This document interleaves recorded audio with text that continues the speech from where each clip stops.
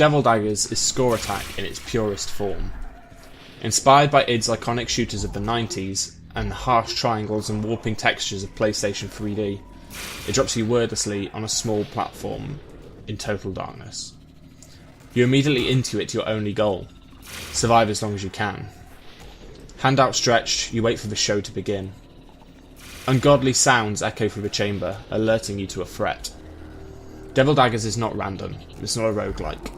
Every run is the same, with the only variation being slight changes in spawn position. The first foe is the pillar, spewing up cursed souls and demonic horned skulls that rush you. Taking them out is simple. Your hand throws out blood as long as you click, sputtering into a shotgun if you tap the button. This first horror is followed by a further 3 pillars, time between them quickening. The only way to know where they are coming from next is by ear. Like its inspirations, Devil Daggers wants you to learn its sound, to listen for the ones that you fear the most. You are then introduced to the next abomination, a giant hanging spider, mandibles clacking in horrible concert. Kill this quickly, else it births a dozen spiderlings crawling around your feet. Devil Daggers is unforgiving, and one touch from any beast spells demise. And you'll not find that any quicker than with the spiders. Simultaneously, a larger pillar appears across the expanse, 2 gems encrusting its hilt. It expels the usual rush of skulls, but also another nastier terror. A hungering malice, chasing you at pace across the map. Dying to this teaches you another of Devil Dagger's lessons. Prioritise. You start to build a list in your head. Chaser, spider, skull, pillar.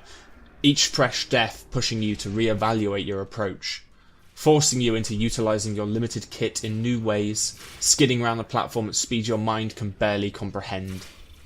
Each run stretches out longer and longer. But moving makes you weaker.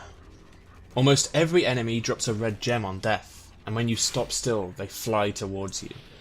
Collect enough and you'll start hitting harder and firing faster, your upgrade marked by a screen-searing orange glow and another finger being released from your fist. The game becomes a constant push and pull between survival and power, calculations ticking in your head over when you can safely stop the half second you need to draw in the last 5 gems that dropped.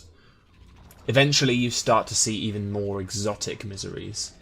A giant centipede erupts from the ground, covered in rubies, begging you to change your focus in the pursuit of even more power.